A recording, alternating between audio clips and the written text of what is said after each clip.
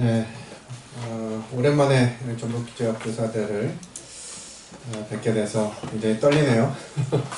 한참 때도 안 떨렸는데 오랜만에 뵈니까 떨리는 것 같습니다. 그 감동 보존의 법칙이라고 있거든요. 사람이 한 감동을 받는 데는 그 감정이잖아요, 감동도. 그래서 제한돼 있어요. 근데 우리 박경환 인자님이 너무 많이 써가지고 감동을 안 할 것 같아서 걱정입니다. 네, 말씀을 안 해도 이미 다 감동받아가지고 괜찮으실 것 같은데, 그래도 주님 맡기신 시간들 우리 교사들과 함께 나누고 싶습니다. 왜 이렇게 떨리는지 모르겠네요. 주제는 하나님 찾으시는 한 사람입니다. 시대적인 배경과 위기, 기드온, 엘리야, 다윗 이 세 사람에 대해서 살펴보면서 하나님께서 찾으시는 한 사람에 대한 교훈을 배워보자 합니다. 이스라엘 민족은 여러 차례 이렇게 심각한 위기를 겪습니다. 뭐 항상 전쟁 중이고, 뭐 뭔가 문제가 일어나고 이런 것들로 인해서 계속된 어려움, 전쟁, 영적인 피폐함 이런 것들을 통해서 계속해서 어려움을 겪고 있는 이스라엘의 역사의 상황들을 보게 되는데요. 참 놀라운 것은 그럼에도 불구하고 하나님께서 계속 그들을 구원하시고 돌이키시고 그러면서 하나님의 뜻을 이루어 가셨다라고 하는 것입니다.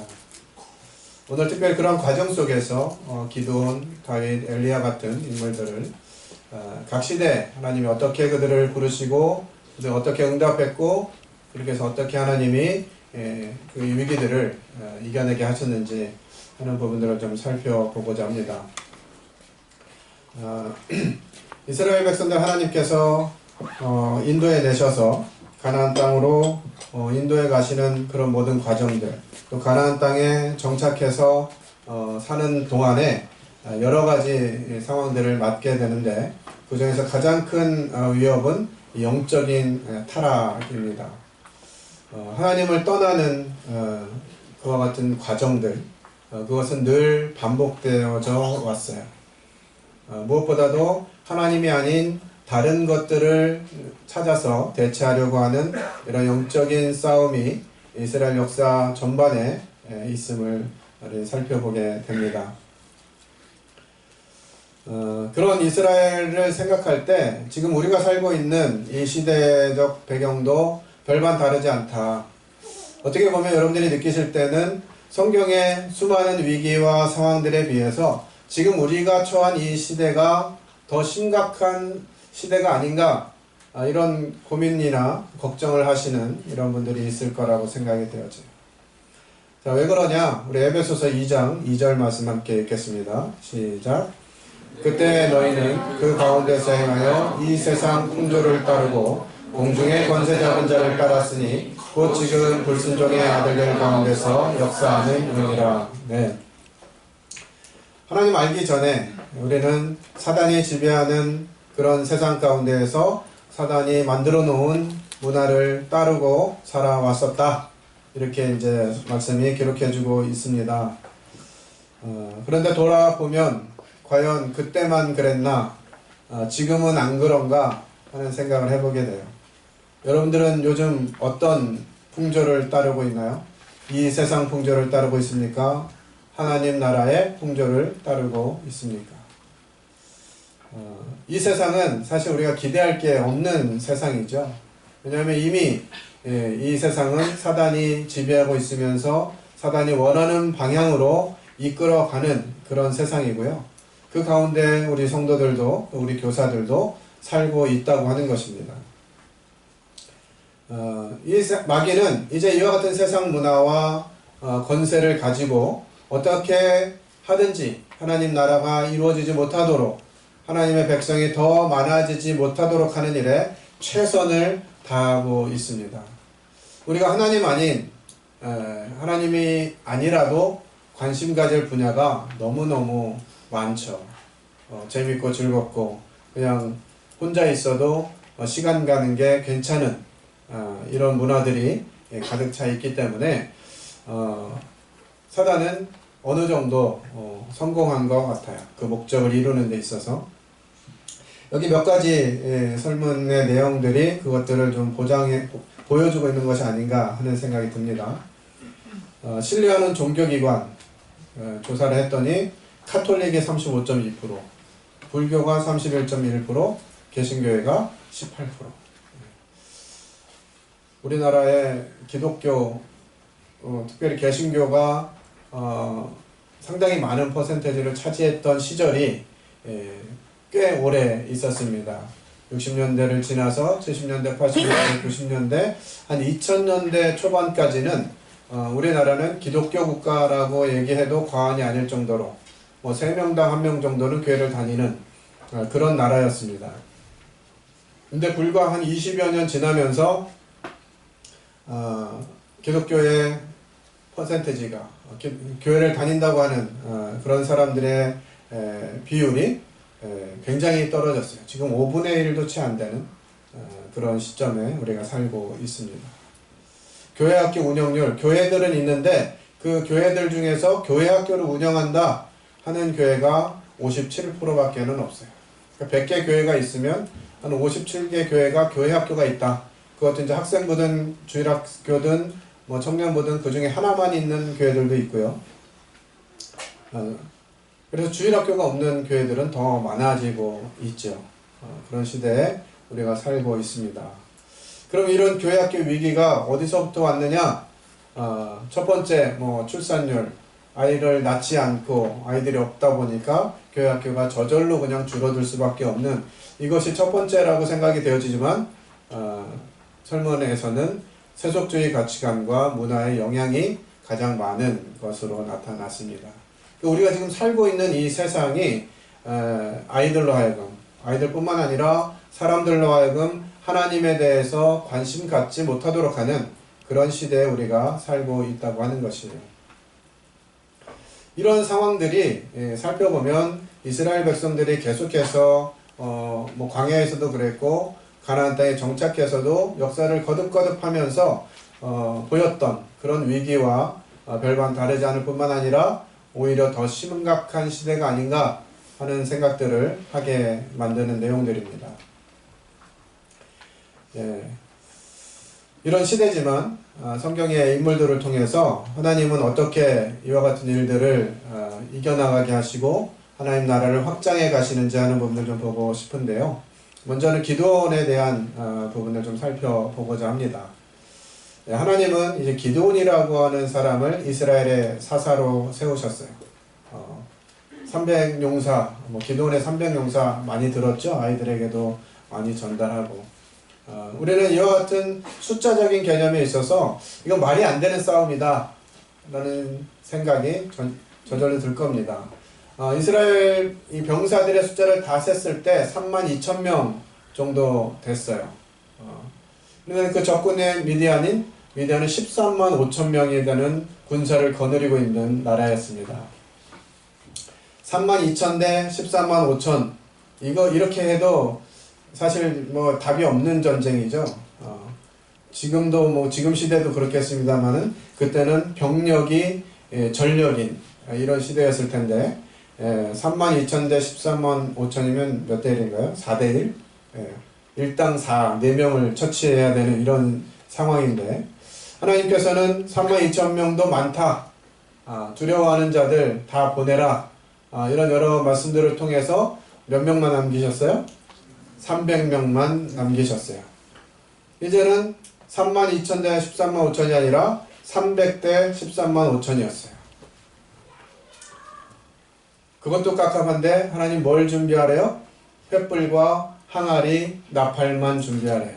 뭔가 특별한 무기, 요즘 말하는 수소폭탄이나 핵폭탄 이런 걸로 그냥 한 방에 쓸어버리는 것이 아니라 예상하지 못한 또 자신들이 확신할 수 없는 그런 도구들, 횃불과 항아리, 나팔만 가지고 이 기드온의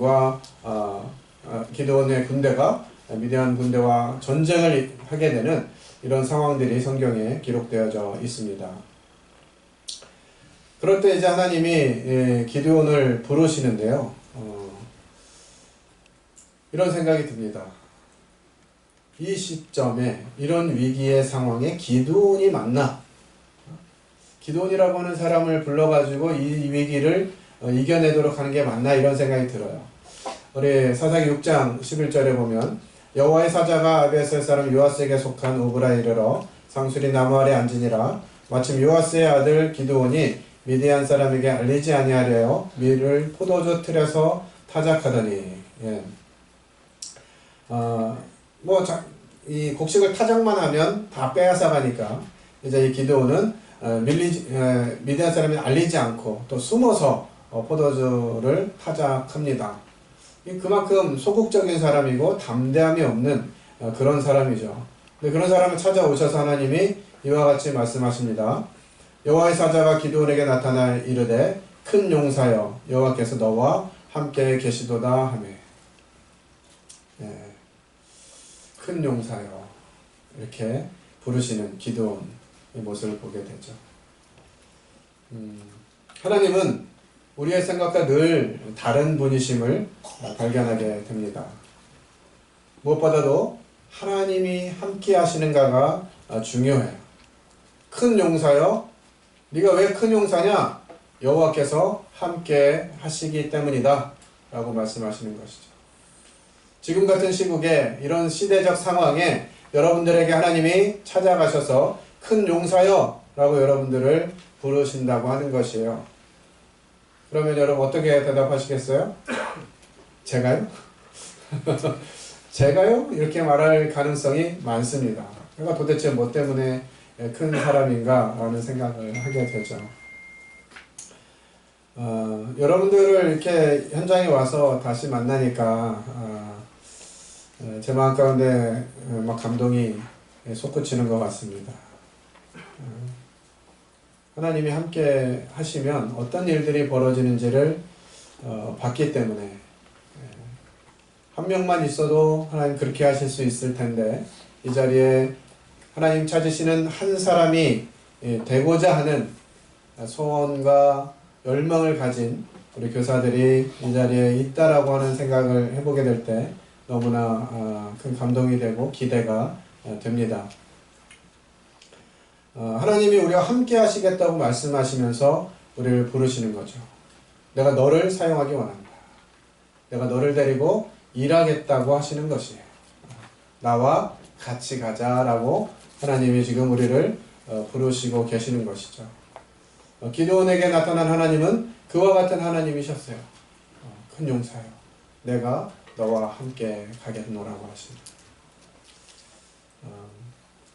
제가 여러분 이곳에 모인 교사들 중에서 그래도 좀 어린 20살의 교사 역할을 하고 있을 때 하나님이 저를 찾아오셨어요. 그 어린이 캠프장에서 지금은 볼 수 없는 교사의 역할이었는데요. 이제 몽둥이를 들고 떠들거나 장난치는 아이들, 조는 아이들, 이런 아이들 통제하느라고 뒤에서 몽둥이 하나 들고 왔다 갔다 하면서 아이들 통제하고 있을 때 하나님이 저를 부르셨습니다. 하나님 원하시면 제 삶을 이 아이들을 위해서 드리고 싶어요. 그때는 이게 뭐 서원인지도 몰랐어요. 그게 뭔지도 몰랐지만 그냥 하나님 보여주신 이 아이들 너무 귀하고 이 아이들이 하나님 나라에 더해지게 될 때 하나님 얼마나 기뻐하실까 이런 생각하면서 하나님 제가 뭐 그때 자격인지 뭔지 이런 것도 전혀 물어보지도 않은 것 같고요. 그냥 하나님 원하시면 하나님 허락하시면 제가 제 삶을 아이들을 위해서 드리고 싶습니다 라고 고백했는데 하나님 그걸 귀하게 보셨어요. 20살 때 뭘 알았겠어요? 얼마나 많은 경험이 있었겠어요. 그냥 하나님이 하시는 일 기대하면서 그 일에 저를 써주시면 감사하겠습니다 라고 말씀드렸는데 그때 시작해가지고 하나님께서 지금 30년 가까이를 어린이 사역에 헌신할 수 있도록 은혜를 베풀어 주셨습니다. 그러니까 지금 이 기드온의 이런 모습이 우리가 염려하지 않아도 되는, 여러분 스스로의 모습을 생각할 때도 하나님 나에게 찾아오실까? 이런 생각할 때 하나님 오실 수 있다고 하는 것이죠. 근데 기도원이 어떤 사람이었느냐? 그는 하나님의 뜻을 분별하지 못하고 있었어요. 사실 6장 13절에 보니까 기도원이 그에게 대답하되 오 나의 주여 여호와께서 우리와 함께 계시면 어찌하여 이 모든 일이 우리에게 일어났었나이까. 또 우리의 조상들이 일찍이 우리에게 이르기를 여호와께서 우리를 애굽에서 올라오게 하신 것이 아니냐 한 그 모든 이적이 어디 있나이까. 이제 여호와께서 우리를 버리사 미디안의 손에 우리를 넘겨주셨나이다 하니. 그럼 이 기도원이 지금 처음 하나님이 오셔서 말씀하셨을 때는 아무런 희망이 없었던 것 같아요. 아니 하나님이 나와 함께 하신다면, 하나님 우리와 함께 하신다면 어떻게 지금 상황이 이렇게 될 수가 있어요? 우리나라가 이렇게 망가질 수가 있나요? 도대체 어떻게 이 나라 상황이 이 모양이 됐나요? 라고 질문할 정도로 하나님이 말씀하시는 것이 무슨 의미인지 잘 알지 못했다는 거죠. 그리고 하나님의 방법이 부적절하다고 생각했습니다. 내가 너를 통해서 이스라엘을 구원할 것이다 이렇게 말씀하셨는데 기도원이 이렇게 대답해요. 오 주여 내가 무엇으로 이스라엘을 구원하리이까. 보소서 나의 집은 므낫세 중에 극히 약하고 나는 내 아버지 집에서 가장 작은 자니이다 라는 거죠. 우리도 뭔가 지금 이 상황들을 타개하고 뭔가 이 위기를 극복하려면 그래도 좀 괜찮은 준비가 된 사람, 자격을 갖춘 사람, 이런 사람 통해서 하셔야 되지 않겠냐고 질문하는 것이에요. 하나님, 그런 방법은 안 돼요. 저는 안 될 것 같아요. 이렇게 얘기하는 거죠. 그래도 하나님이 계속 아니다. 내가 너와 함께 할 것이고 너에게 능력을 줄 것이야. 이렇게 말씀하세요. 그때 기드온은 그렇습니까? 그럼 제 생각을 고쳐먹을게요. 이렇게 한 게 아니에요. 어떻게 했어요? 계속 증거를 보여달라고 해요. 만일 내가 주께 은혜를 얻었어 하면 나와 말씀하시니가 주 되시는 표징을 내게 보이소서. 이 정도 되면 이제 막가지 하는 거죠. 하나님이 말씀하시는데도 그냥 안 돼요. 아유 정말이에요? 진짜예요? 왜요? 왜 나예요? 난 안 되잖아요?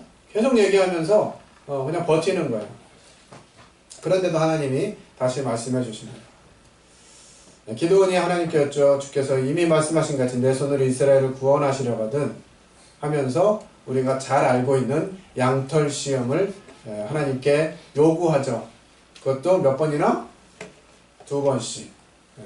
한 번 들어줬으면 그것으로 인정했어야 되는데 그렇지 않고 또 다시 시험을 요구합니다. 하나님이 제가 하나님이었으면 됐다. 넌 안 되겠다. 이랬을 것 같아요. 근데 하나님은 그 일하심에 후회가 없으신 분이세요. 하나님이 여러분을 하나님의 교회로 인도하시고 특별히 교사로 부르신 데는 하나님의 계획하심이 있으시고요. 하나님이 하실 일들이 있으시다는 거예요. 그래서 지금 여러분들의 모습이 비록 오늘 강습회에 끌려온 분들 있죠? 이런 날, 이 좋은 날 교사 강습회를 한다고 이러면서 끌려오신 분들도 있을 것 같아요. 어떤 마음으로 이 자리에 참석해 계신지 모르겠지만 하나님께는 다 방법이 있고요. 우리의 사정, 우리의 형편, 우리의 상황 그대로 말씀드릴 때 하나님께서 무엇을 준비하고 계신지를 보여주실 것입니다. 하나님이 그런 기드온에게 이렇게 이제 말씀을 여러 번 반복해서 하셔요. 내가 너를 사용할 것이다. 함께 할 것이다. 약속하시죠. 12절, 14절, 23절 계속해서 내가 너와 함께 하겠다 말씀하시는 거예요. 자, 이제 그런 소망을 가지고 주님이 인도하시는 과정들을 경험하게 됩니다. 그 기도를 하자마자 주일학교를 맡고 있었는데 그때 사역하시는 형제님하고 저하고 형제는 2명이었고 자매님들 한 5분 정도 주일학교를 같이 하고 있었어요. 근데 사역하시던 형제님이 개척을 나가시겠대요. 20살이었는데 그러니까 주일학교를 맡은 사람은 형제님하고 저하고 형제는 둘밖에 없었는데 형제님 개척 나가시니까 형제가 누구 하나 남아요? 20살 형제 하나가 남는 거예요, 주일학교에. 그 자매님들 5분 계시고. 하나님, 제가 한다고는 했지만 이런 상황을 말씀드린 건 아닌데요. 그 의지가 되었고 정말 큰 힘이 되셨던 형제님은 개척으로 나가시고, 주일학교 아이들도 많은데 제가 지금 혼자 이 일을 하라는 거예요. 이렇게 말씀드리는 거예요. 하나님 저에게 그와 같은 상황을 허락하셨어요. 감당이 가능할까? 근데 주님이 그냥 그저 하나님 앞에 고백한 그 고백을 자꾸 들추시면서 너 그런다고 하지 않았어? 이러시면서 그 상황을 연출해 가시는데 거절할 수가 없었습니다. 알겠습니다. 제가 힘 닿는 만큼 한번 해볼게요. 그리고 이제 주일학교를 계속 하게 되었고요. 그 과정 속에서 하나님이 함께 하시는 것들을 계속해서 보여주십니다. 이제 군 입대가 위기였던 것 같아요. 보통 이제 주일학교를 열심히 하다가 군대 갔다 오면 승진하죠. 그죠? 요즘도 그러나요? 주일학교 교사하다가 승진하면 학생부 교사하고, 학생부 교사하다가 승진하면 청년부 교사하고, 뭐 이런 흐름이 있었나 봐요, 그때도. 근데 제가 이제 군에 입대를 했다가 이제 그 제대할 때쯤 되었는데, 그때도 이제 형제님 한 분이 정말 힘들게 주일학교를 하고 계셨어요.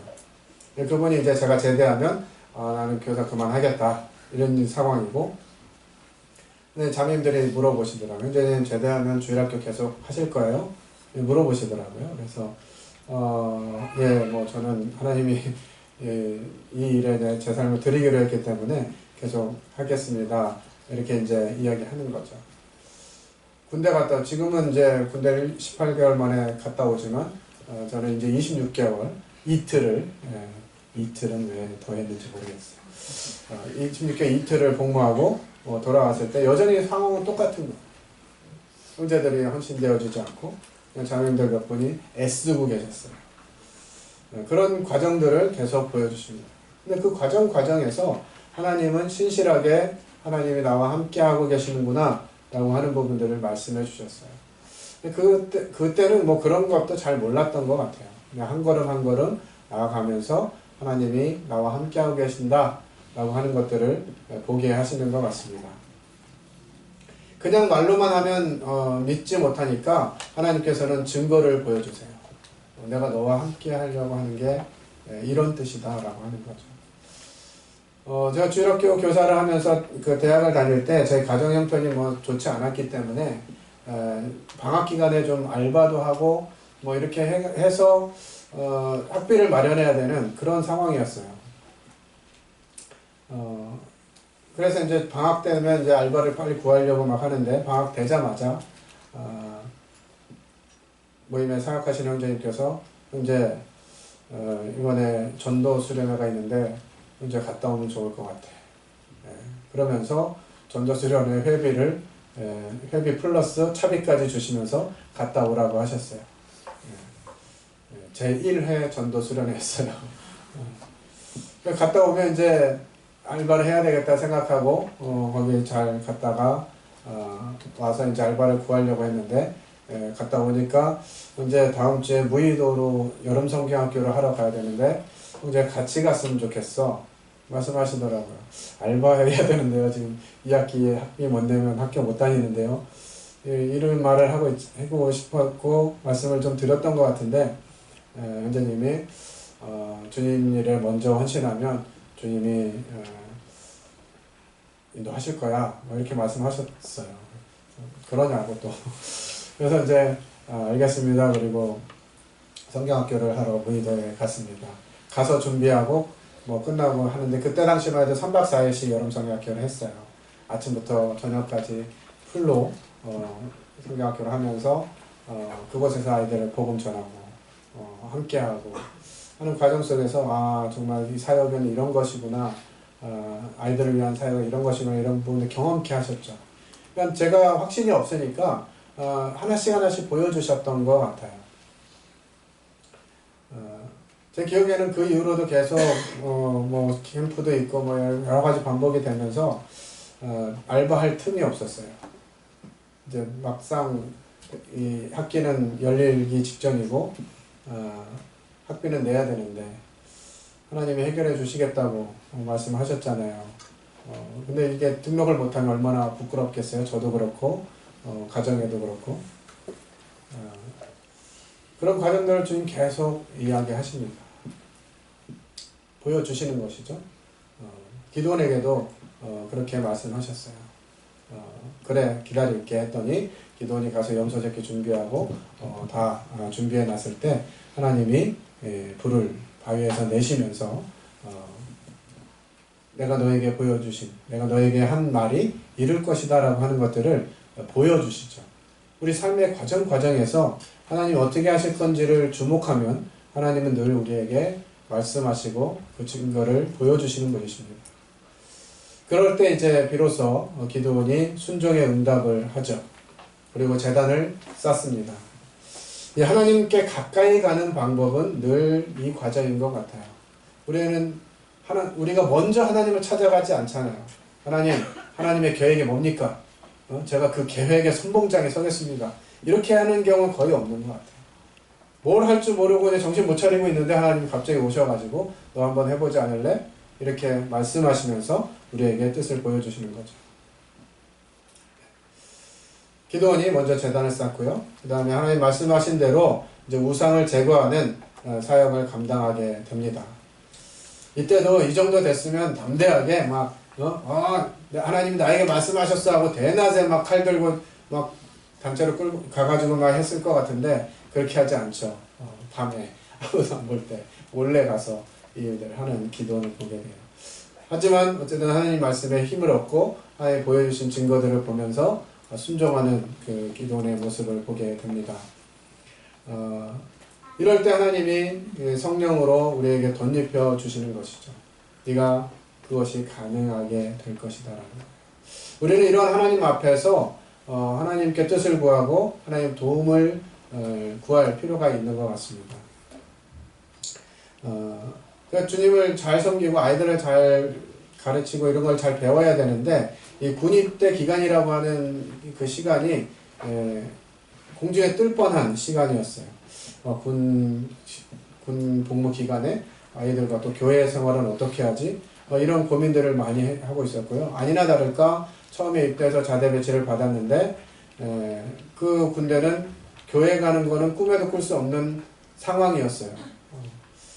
아침 먹고 뭐라 그러죠? 이제 고참이 이름도 생각이 잘 안 나요. 고참이 아침 먹고 나니까 볼 차러 가자 이래가지고 아침 먹고 볼 차러 가고 점심 먹을 때까지 볼을 차더라고요. 그리고 이제 볼 차면 이제 끝났나 보다 오후에는 뭔가 기회가 있겠지 생각했는데 점심 먹고 후반전이다 이래가지고 아침부터 저녁까지 볼을 차고 이런 분위기.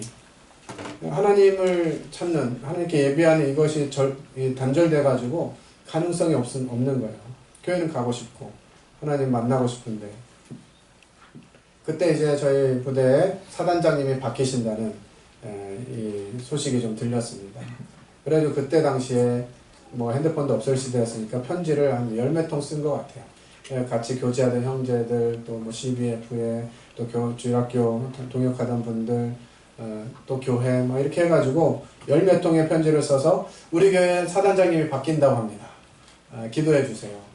하나님을 경외하는 사단장님이 올 수 있도록 기도해 주세요 하고 부탁을 했는데 한 달 뒤에 사단장님이 바뀌셨어요. 하나님 제 기도를 들으셨을까요? 안 들으셨을까요? 안 들으셨을 것 같아요. 하나님이 제 기도를 들어주셨어요. 성도들이 함께 기도할 때 하나님 응답하세요. 그래서 새로 오신 사단장님이 어떤 분이셨냐? 그 부대에 충성교회라는 그 부대 교회가 있었는데 그 교회를 건축하신 장로님이 사단장님으로 오셨어요. 우리 군대를 경험한 형제님들은 이제 상황이 앞으로 어떻게 이게 진행될지 뻔히 보이죠? 사단장님이 오시자마자 누가 종교 행사를 많이 보내는지 경쟁이 붙었습니다. 그래가지고 무조건 교회 가게 하면 안 되는 건데 저는 그 한 달간의 기간 동안 계속 기도하면서 고참들에게 저는 하나님을 믿는 사람입니다.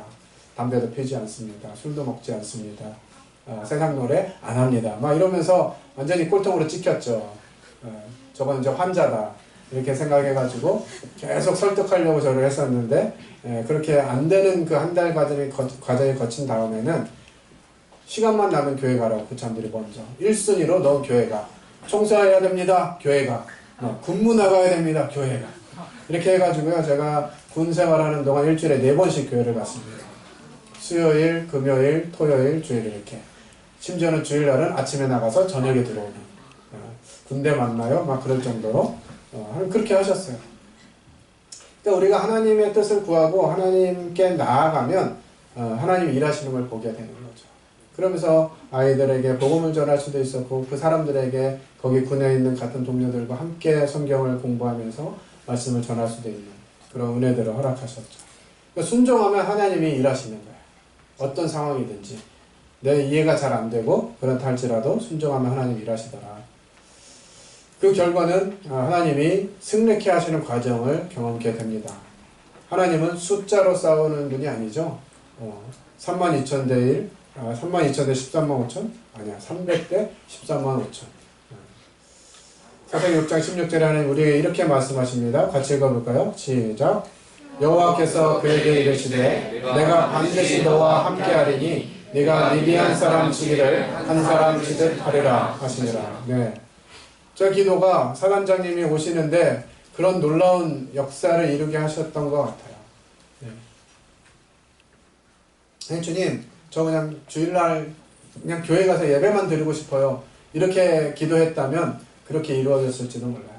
그렇지만 하나님, 사단장님이 오실 텐데 하나님 경외하는 하나님이 그 사단장님 오게 해달라고 기도하고 부탁하고 했을 때 하나님 그렇게 하신 거죠. 하나님 참 놀랍고요. 숫자로 일하시는 분이 아니다. 이런 사실들을 기억하게 됩니다. 사무엘상 14장 6절에 그런 말씀 기록하고 있죠. 여호와의 구원은 사람이 많고 적음에 달리지 아니하였느니라. 그래서 몇 명 안 돼도 몇 명 안 되는 분을 앉혀놓고 이 얘기를 해야 효과적인데 100명이 넘는 교사들이 앉아 있어서 여호와의 구원은 사람이 많고 적음에 달리진 않았는데 이만큼 앉아 있으니까 앞으로 하나님 하실 일들이 더 기대가 되는 거죠. 여러분들 한 사람 한 사람을 통해서 하나님이 일하실 때 얼마나 놀라운 일들이 일어나겠느냐 하는 것입니다. 그럼에도 불구하고 하나님은 연약한 사람을 쓰세요. 기드온의 300용사, 이 사람들은 특수 무장과 특별 훈련이 된 사람들이었나요? 기드온의 300용사라고 해서 그 300용사들은 우리나라 뭐 UDT나 요즘 뭐 군대 방송도 많이 나오고 이렇게 하는데 특수 훈련을 받은 사람들이냐고요? 아니었죠. 그냥 뭐한 사람들, 조금 정신 차린 사람들이었던 것 같아요. 물 마실 때 그냥 허겁지겁 마시지 않고 손으로 움켜서 떠서 마셨던 사람들. 그런 사람들을 하나님이 불러 모으셨어요. 그 정도는 다들 되시잖아요? 네? 막 물 먹을 때 막 정신 못 차리고 먹으면 그 정도는 아니잖아 우리가. 그죠? 하나님이 여러분들 통해서 일하실 수 있을 겁니다. 여러분들이 하나님 음성을 듣고 그 하나님 말씀에 순종하게 될 때 하나님이 일하신다라고 하는 것이죠. 그런 중에도 하나님 또 확신 있게 이 미디안 사람들의 꿈을 통해서 하나님이 이 일들이 이루실 것이다 라고 하는 것들을 또 분명히 보여주십니다. 참 놀라운 은혜죠. 기도원과 관련된 부분들을 살펴볼 때 이렇게 정리해 보고자 합니다. 하나님은 그의 목적을 이루는 데 있어서 하나님 자신의 방법을 사용하신다는 것입니다. 그래서 이번에 이제 말씀을 부탁받으면서 여러 가지 요구를 하시더라고요. 이걸 다 하려면 2시간으로 안 될 것 같은데 고민도 되고 어떻게 할 것인가 라는 생각들 좀 하면서 하나님이 하시겠구나 이런 생각을 하게 됐습니다. 여러분들에게 제가 구체적인 어떤 솔루션을 드리지 못한다 할지라도 누가 계세요? 하나님이 여러분과 함께 하십니다. 그리고 그분께서 그분의 방법을 사용하시는 거지. 승리는 수에 있지 않습니다. 어쩌면 지금 같은 상황이 하나님께서 일하시기에 가장 좋은 상황일 수 있어요. 하나님 기대하는 사람이 많지 않으니까. 그런데 그 하나님 기대하는 사람들을 통해서 하나님 일하신다고 하는 거죠. 그리고 우리가 연약할 때 하나님의 능하심을 볼 수 있는 것이죠. 그래서 하나님은 절대로 막 능력 있는 사람을 사용하시지 않는 것 같아요. 하나님 부르신 사람들 보면 어쩌면 하나같이 그런 사람들인지 모르겠어요. 그런데 하나님 그런 사람들을 통해서 일하시죠. 혹시 여러분들 중에 그래도 나는 괜찮지, 이 정도면 하나님 쓰실만 하지, 이런 생각하시는 분이 있으면 기도 많이 하셔야 됩니다. 오히려 하나님 저도 쓰실 수 있으세요? 하나님 저도 가능하세요? 하나님 괜찮다면 저라도 어떻게 해보시겠어요? 라고 하는 사람들을 쓰신다는 거죠. 제가 하나님께 부름을 받고 결단을 할 때 정말 고민이 있었어요. 하나님, 저를 쓰실 수 있으면 쓰시면 좋겠는데 좀 많이 고쳐서 쓰셔야 될 거예요. 제가 아직 준비된 게 없어서 많이 고쳐서 쓰셔야 될 것 같아요. 이 말씀드렸는데 하나님 그 답을 주셨어요. 나는 고쳐 쓰는데 탁월한 존재야. 하나님 그렇게 말씀하셨어요. 여러분 지금 내 모습이 별로인 거 아닌가 생각하시더라도요, 여러분 자신의 삶을 하나님께 맡겨드릴 때 하나님이 여러분을 고쳐 쓰실 거예요. 걱정하지 마세요. 내 지금 뭐 자격이나 어떤 능력이나 이런 거 가지고 하실 수 있을까? 이런 생각 안 하셔도 좋을 것 같습니다. 우리 박경환 이자님이 요즘 되게 하나님 앞에서 이게 업되어 있으신 것 같아요. 얼마 전에도 이제 저 경기도에서 보고 이랬을 때도 했는데 저는 저 형제님의 과거를 압니다. 어떻게 하나님은 저런 형제를 이렇게 쓰시나 싶을 정도였는데 하나님이 함께 하시고 하나님께 자신의 삶을 드리면 하나님은 충분히 바꿔서 쓰시는 분이세요. 여러분 고민하지 마시고 하나님의 음성을 들을 준비를 하시기 바랍니다. 우리 성령께서 우리에게 임하시고 우리가 성령을 따르게 될 때 놀라운 일을 이루게 되는 거죠. 너나 잘해라 그러고 싶은 상태일 수도 있는데 하나님 그런 사람 통해서 놀랍게 변화시켜 가시는, 박경현 감정을 가끔 듣게 되는데 믿어지지가 않아요.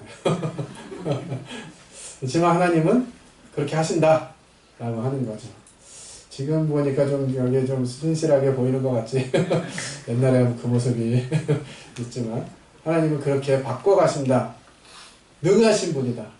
여러분 개개인도 하나님 그렇게 하실 수 있다 라고 하는 사실들을 기억하시고 소망하시기를 부탁을 드립니다. 여기 엘리야의 삶을 또 다 살펴보려면 시간 한참 걸려서 엘리야는 한 페이지로 마무리합니다. 바알 선지자들과의 대결, 450대 1의 싸움이죠. 450대 1의 싸움. 근데 제가 이걸 보면서 방금 전에 그 하나님 기도원을 통해서 300명 대 13만 5천 약분하면 450대 1. 이런 사실이 있더라고요. 뭐 우연인지는 모르겠어요. 여기에 깊은 의미를 제가 드리고 싶지는 않습니다만 그런 영적 원리들이 있는 것 같아요. 우리는 몇 명을 감당할 수 있다? 450명 정도는 그냥 가능하다는 거예요. 여러분 세상에 450 문화까지 거 하나님 앞에 붙들리면 450대 1 정도는 우리가 거뜬하게 이겨낸다라고 하는 것이죠. 엘리야 어떤 사람이었습니까? 그도 우리와 성정이 같은 사람이었어요. 갈멜산의 이 엄청난 영적인 승리 이런 거 경험했다면 여러분 어떨 것 같아요? 와, 그래 하나님 그런 분이시지, 정말 멋진 분이야 하고 막 이제 나는 앞으로는 영원히 하나님만을 위해서 살 거야 막 이렇게 막 마음이 막 뿜핑 돼가지고 온전히 하나님만 찾을 것처럼 이렇게 생각되지 않겠어요? 450대 싸움에서 이겼다. 근데 엘리야가 어떻게 했죠? 그냥 자기 뭐 선지자들 다 찾아서 죽여야 된다 막 이런 얘기 나오고 막 이렇게 되니까 로뎀너 마을에 가서 그냥 잠자잖아요. 하나님 불러도 막 배고파요 힘들어요 이러고, 하나님 제가 이런 승리를 얻었는데 다 없어지고 나만 남았습니다 이런 거죠. 근데 그때 하나님 뭐라고 하시죠? 바알에게 무릎 꿇지 않은 사람 몇 명? 7,000명을 남겨뒀다. 너 혼자만이 아니라는 거 이런 생각하는 사람이 하나님 저에게 말씀하시면 제가 하나님 위해서 살겠습니다 이렇게 말한 사람이 나뿐이 아니라는 거예요. 그러니까 걱정하지 마시라고요. 옆에 함께 갈 사람들이 있어요. 제가 그때 캠프에서 주님을 찾고 헌신했을 때 그 몽둥이 같이 들고 있었던 한 사람, 두 사람이 있었습니다. 몽둥이 삼총사라고 불렸었죠. 한 분은 여러분들이 잘 아시는 서승호 형제님, 한 분은 주님이 먼저 일찍 부르신 김우삼 형제님이라고 전설 같은 삼총사였습니다. 아이들이 저희들만 뜨면 다들 숙연해지고 경건해지는 이런 상황에 있었을 때였는데, 저희들만이 아니라 그 당시에 이제 기도를 하면서 주님 이 사역 너무 중요한데 이 일들을 위해서 우리가 뭔가 해야 되지 않겠습니까? 라는 마음을 먹을 때 전국에 있는 그런 형제님들을 만나게 하셨어요. 한 캠프에서 참 놀랍게도 한 캠프에 전국에 있는 경상도, 전라도, 충청도, 강원도, 경기도, 서울 이렇게 모여있는 캠프가 흔치 않았는데, 전국 연합 캠프는 아니고, 근데 그 캠프에 그런 분들이 다 모이셨어요. 그래서 하루는 우리 한번 교제합시다 하고 모였는데 마치 이제 하나님이 이 전국에 하나씩 딱 점 찍어 놓은 것처럼 그렇게 하신 거예요. 그리고 나만 하나님께 그 소망을 가지고 있고 소원을 가지고 있는 줄 알았는데 그런 형제들이 여럿이 있는 거죠. 너무 놀라웠어요. 하나님 이 일을 하시겠구나 하는 확신이 들었고요. 그러면 우리 함께 기도하면서 다음 세대를 위해서 준비해 봅시다 라고 해서 시작된 것이 전국연합 어린이 캠프였어요. 2005년에 처음에 그 기획을 하고 2007년도에 제1회 전국연합 어린이 캠프를 했잖아요. 그런 일들을 하나님 하시는 거예요. 우리가 기도하면 또 하나님께 나아가면 그것이 하나님 손에 붙들리면 450대 1의 전쟁, 아무것도 아닌 그런 상황들이 일어나게 된다고 하는 것이죠. 그때 소원은요, 그냥 아이들에게 공과 하나 만들어줬으면 좋겠다 하는 소원이었어요. 우리가 다음 세대에게 적어도 모임에서 만든 공과 하나는 해주고 가야 되지 않겠냐, 이런 소원으로 시작했는데 하나님 정말 더 크신 일들을 많이 이루어내셨죠. 감사가 됩니다. 그래서 하나님의 손에 붙들리면 그와 같이 되어진다라고 하는 것입니다. 세 번째 인물로 다윗을 좀 살펴보고자 합니다. 우리가 잘 알다시피 이 다윗과 골리앗의 싸움, 내용은 너무나 이렇게 잘 알고 있죠. 다윗이 골리앗과 싸워서 물맷돌로 그들을 이기게 되는 이런 과정들이 성경에 나와 있습니다. 이 다윗의 승리는 전투의 승리가 아닌 하나님의 능력과 신실함을 보여주는 증거였어요. 이는 이스라엘 민족에 큰 영향을 미치게 되죠. 그래서 우리가 하나님께 붙들려서 하나님이 일하시는 장면들을 보게 되면 하나님 놀랍게 역사하시고 그것이 영향력을 미치게 돼서 우리의 다음 세대, 우리가 고민하고 있는 이 아이들 세대가 놀랍게 또 하나님께 다시 드려질 세대가 될 것이라고 믿습니다. 다윗과 이 골리앗의 싸움, 이스라엘과 블레셋의 싸움, 이걸 보면 깝깝한 상황이 많아요. 첫 번째는 엘라 골짜기입니다. 싸움이 벌어진 장소인데요. 이곳은 해발 100m 이상 지역인데요. 유다 산지에서 바라보면 평지처럼 보였어요. 실제로 이제 평지에 가까운 지형을 갖추고 있었고요. 그렇기 때문에 이 블레셋이 유다 산지로 공격하기에 거점을 삼아야 하는 지역입니다. 반대로 이스라엘은 이곳을 지켜내야만 하는 그런 지역이었던 거죠. 이 아이들, 특별히 다음 세대를 생각할 때 이 어린이 세대가 얼마나 중요한지, 이 세대를 놓치면 끝나는 거예요. 블레셋이 이 평지, 이 엘라 골짜기만 딱 점령하면 이스라엘의 모든 땅이 자기들이 될 것 같은 그런 상황인 것이죠.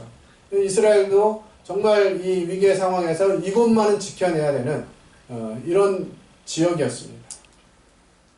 오늘날 적용한다면 우리 아이들이 처해진 이 상황이 마치 엘라 골짜기와 같은 상황인 것이죠.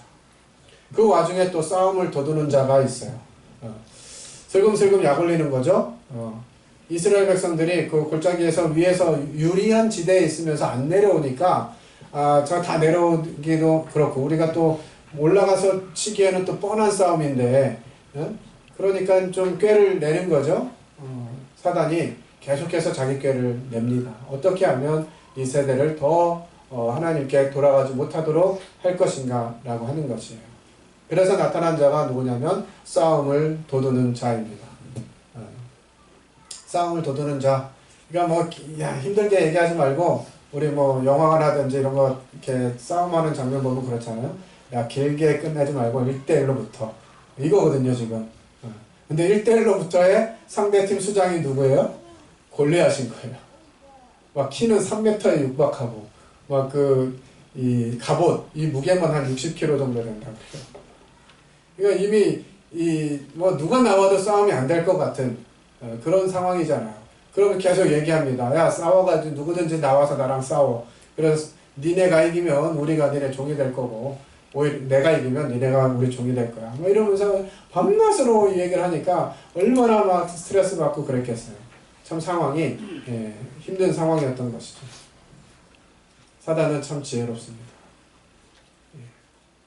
우리가 아이들을 위해서 생각하고 기도할 때 그런 상황일 수 있어요.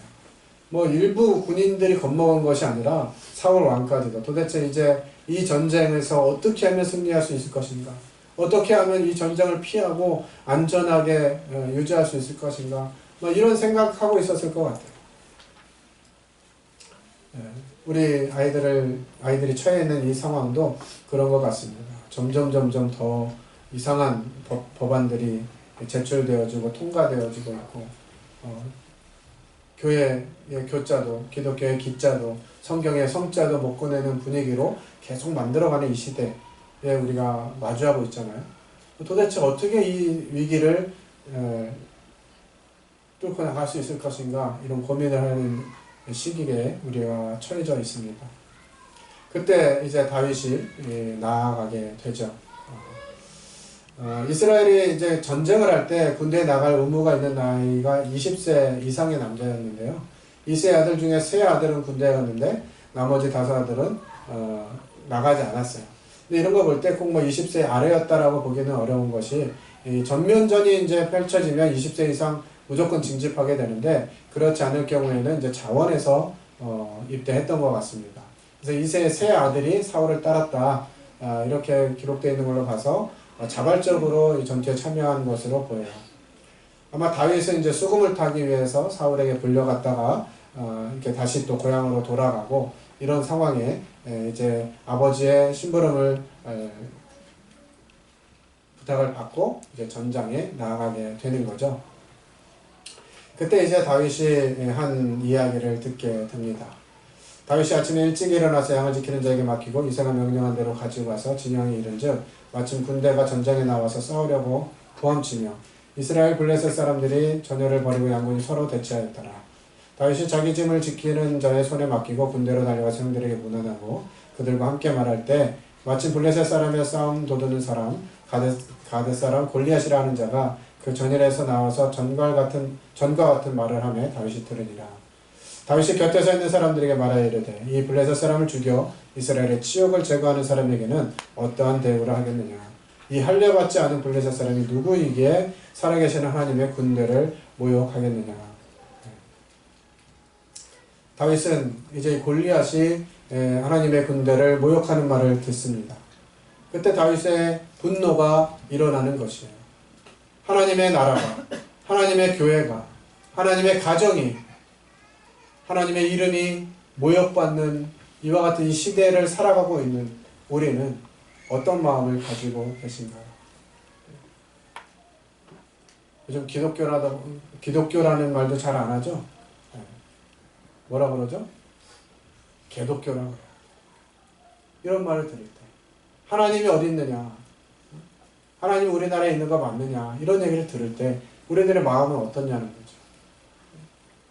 그래, 어쩔 수 없지 뭐, 시대가 그러니 어떻게 할 수 없지, 이렇게 그냥 낙담하고 있을 것이냐.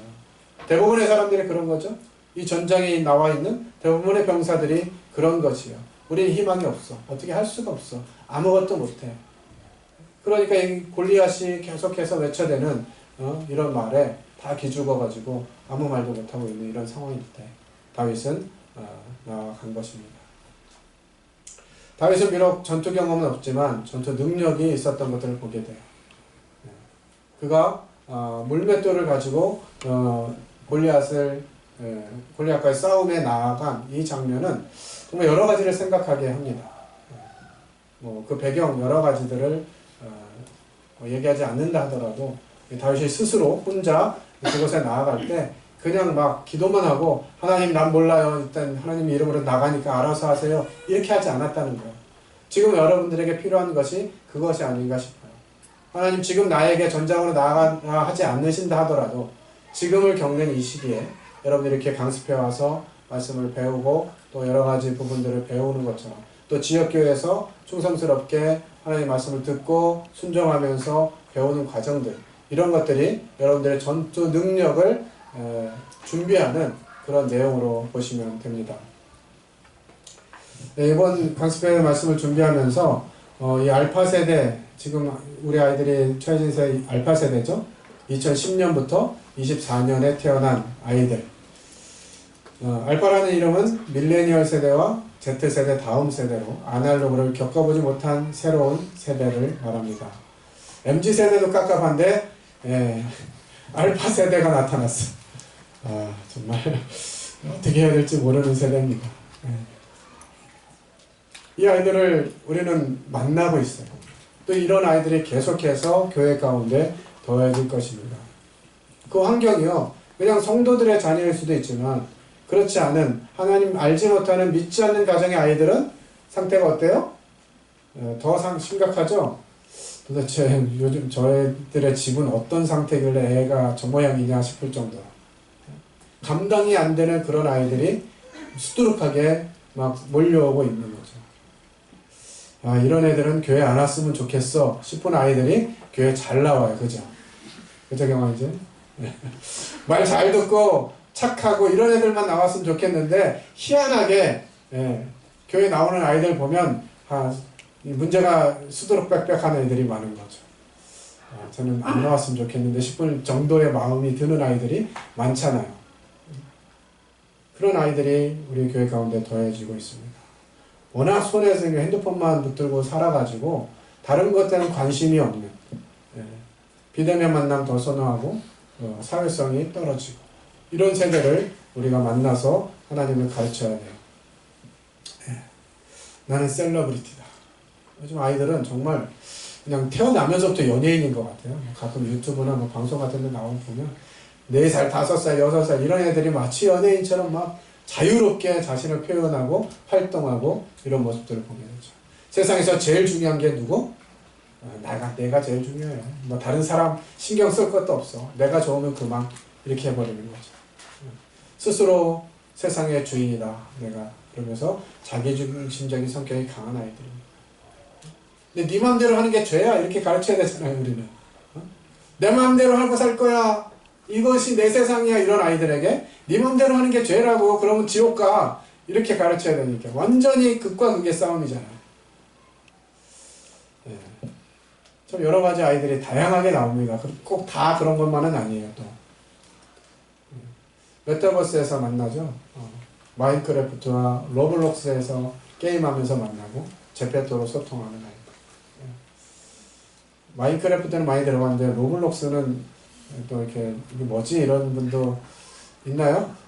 이게 좀 그래도 연령대가 낮은 우리 교사들은 다 아는 모양인데 뭐야 로블록스가 뭐지? 벽돌 쌓기인가? 이런 얘기 생각하시면 안 돼요. 찾아보시기 바랍니다. 정말 자기가 원하는 세상을 살아갈 수 있도록 이 AI 시대가 아이들을 그렇게 그런 세상 가운데 열어놓았어요. 그래서 이런 시대에 우리는 어떻게 해야 될 것인가 고민을 해야 되는 거죠. 그리고 소비를 놀이처럼 합니다. 요즘 다이소 가면 주된 고객층이 누구예요? 초딩들이 그렇게 많아요. 다이소에. 뭐 그냥 절반은 초딩인 것 같아요. 그러니까 소비 문화를 주도하고 있어요. 그래서 이 아이들은 돈이 필수예요. 친구들 사이에 시간 보내고 추억 쌓기 위해서 가는 거죠. 그래서 다이소에서 물건 사고 인생 네컷 사진 찍고 마라탕 먹고 후식으로 버블티 먹는 초딩들. 웃기지만 현실이 그렇습니다. 이런 아이들, 특정 브랜드의 선호도가 뚜렷해요. 교회라고 하는 브랜드를 만들어야 되지 않을까. 정말 이 아이들이 교회하면 막, 으아, 교회다! 막 이렇게 할 브랜드가 된다면 아이들 끌어모을 수 있겠죠. 지금은 이 알파 세대인 아이들을 이해하고 하나님께로 인도하기 위한 대안을 세우고 기도해야 될 시기입니다. 우리가 만난 아이들이 어떤 아이들인지 이해하고 그에 대한 대비를 해야 되겠죠. 이런 와중에 다윗과 골리앗 싸움을 다시 돌아가 보면 이 싸움의 명분이 있었어요. 싸움은 다윗과 골리앗의 싸움이 아니라 하나님을 대적하는 세력과 하나님의 이름을 가지고 나아가는 이 명분의 싸움이에요. 다윗이 말합니다. 여호와의 구원하심이 칼과 창에 있지 아니함을 이 무리에게 알게 하리라. 전쟁은 여호와께 속한 것이다. 우리도 동일한 믿음으로, 동일한 고백으로, 동일한 선언으로 나아가야 될 때입니다. 너는 칼과 창과 단창으로 내게 나오지만 나는 만군의 여호와의 이름, 곧 네가 모욕하는 이스라엘 군대의 하나님의 이름으로 나아간다. 손에 든 무기가 뭐냐? 이것이 아니라 싸움의 명분이죠. 누구를 위해서 싸우는 거냐? 무엇 때문에 싸우느냐가 중요하다고 하는 것이에요. 다윗의 물맷돌입니다. 다윗이 몇 개의 물맷돌을 가지고 왔어요? 5개. 몇 개째 맞았어요? 첫 방에 끝냈죠. 이것이 우리가 준비해 가야 되는 과정인 것 같아요. 다윗이 다윗은 대충 던졌는데 하나님이 그 돌을 붙잡아서 골리앗 이마에 맞게 하셨다라고 생각되지 않습니다. 다윗은 자기가 어려서부터 목축을 하면서 양이나 염소가 이렇게 끌려갈 때 다양한 방법으로 양과 곰을 사자와 곰을 찢었다 이런 표현들이 되어 있죠. 계속해서 훈련했을 것이고 준비했을 것이에요. 하나님이 여러분들 쓰실 때까지 준비하고 계셔야 합니다. 그 경험이 하나님께 나아갈 믿음을 선사하는 것이죠. 자, 이런 다윗과 골리앗의 상황을 보게 될 때 한 가지 좀 이해되지 않는 부분들이 있어요. 소년 다윗이, 그 어린 다윗이 하나님께 담대하게 나아갈 때 다른 사람들 뭐 하고 있었냐고요.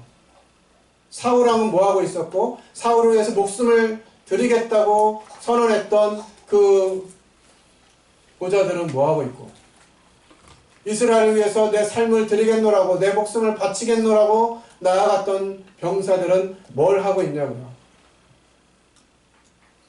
적어도 사울이 다윗과 만났을 때 다윗이 갑옷도 입어보고 저 이거 맞지 않아요, 저 그냥 갈래요 이렇게 얘기했을 때 사울이 어떻게 했으면 좋았겠어요? 그때 깨달아야 하지 않았겠습니까? 야, 다윗 됐다, 차라리 내가 나갈게 했어야 되지 않겠어요? 그 어린 다윗이 갑옷도 제대로 입지 못하고 칼과 창도 제대로 들지 못한 그 다윗에게 다윗이 나아간다고 할 때 사울은 야, 내가 나갈게 했어야 될 것 같아요. 아무도 대답하지 않았어요. 오로지 다윗 혼자만 하나님의 이름을 가지고 골리앗 앞에 나아간 사람이었어요. 그래서 하나님이 그와 같은 소년 다윗과 같은 한 사람을 찾으시는 거예요. 오늘날도요, 많은 사람 원하시는 것이 아닙니다. 하나님은 단 한 사람, 하나님 뜻에 붙들려서 하나님의 이름을 힘입고 하나님의 능력으로 전쟁에 나아갈 한 사람을 찾으시는 거예요. 이 시간 여러분들이 그 한 사람이 되기를 원합니다. 하나님이 부르실 때 그 부르심에 응답하고 믿음과 순종으로 우리의 태도를 보일 필요가 있습니다. 그러기 위해서 우리는 하나님과의 친밀한 관계에 힘써야 돼요. 하나님 뭐라고 말씀하시는지, 어떤 말씀을 하시는지 들어야 되죠. 그리고 하나님을 생각하면서 기도하고 말씀을 가까이 하는 이와 같은 부분들이 필요합니다. 하나님이 찾으시는 한 사람은 겸손과 순종, 용기와 결단, 또 하나님 중심의 삶으로 영적인 분별력을 가지고 있는 이런 사람을 찾으실 거예요. 그러나 처음부터 이것이 다 갖춰지지는 않습니다. 그저 하나님께 제 삶을 드리겠노라고 하는, 하나님 저를 사용해달라고 하는 이런 소원들 속에서 하나님이 채워주신다고 하는 것이죠. 이것이 하나님과 함께 승리하는 경험을 가져다 주게 될 것입니다. 영상 하나 보고 1895년 보스턴에 있는 마운트 버논 교회 안에 에드워드 킴볼이라는 주일학교 교사의 눈물 어린 기도가 울려 퍼졌습니다. 한 영혼을 천하보다 사랑하시는 주님, 저에게 맡겨주신 한 영혼을 위해 오늘도 기도합니다. 이 아이가 주님을 만나고 거듭난 삶을 살게 하시옵소서. 기도를 마친 킴볼은 학생이라는 구두방을 찾아가 예수 그리스도의 사랑을 전했습니다.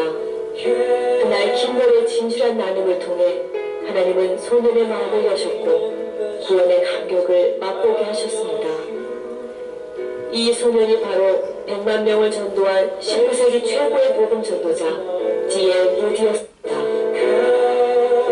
훗날 무디는 영국에 여행을 가서 프레드릭 마이어가 담임하는 교회에서 설교를 했습니다. 그 설교를 통해 마이어는 큰 도전을 받고 무디와 같은 순회 전도자가 되어 전 세계를 다니며 복음을 전했습니다. 몇 년 후 마이어는 미국의 무디 신학교에서 강의를 하게 되었습니다. 그 강의를 통해 한 청년이 하나님께 온전히 헌신하게 되었는데 그가 바로 미국의 유명한 부흥사로 한국에 와서 100만인 구령운동에 불을 지핀 윌버 제프만이었습니다. 제프만이 각지를 다니며 복음전도 캠페인을 할 때 옆에서 제프만을 도우며 목회를 도우고 영향을 받았던 메이저리그 야구 선수 출신의 청년이 있었습니다. 그가 바로 90명이 있었던 20세기 초 미국 대부흥의 주역인 빌리 스테이입니다. 1924년 빌리 스테이 집회에서 감동을 받은 한 기독교 모임에서 도시 복음화를 위한 기도를 시작했습니다. 5년 후 그들은 모르드게 헤매라는 전도자를 초청해 부흥회를 열었는데 그때 16살 한 소년이 자신의 삶을 주님께 헌신하기로 결정했습니다. 그 소년이 바로 역사상 가장 탁월한 복음 전도자로 수만 명을 주님께 인도한 빌리 그레함입니다. 한 영혼을 사랑하였던 주일학교 교사 한 사람을 통해 하나님은 수백만 명이 구원받는 놀라운 일을 행하신 것입니다. 오늘도 하나님은 한 영혼을 사랑하는 한 사람, 한 영혼을 위해 눈물로 기도하는 한 사람, 그리고 한 영혼에게 생명의 복음을 전하는 한 사람을 찾고 계십니다. 오늘 우리가 이 교시를 마치도록 하겠습니다. 잠깐 쉬었다 바로 이 교시 진행하는 거죠.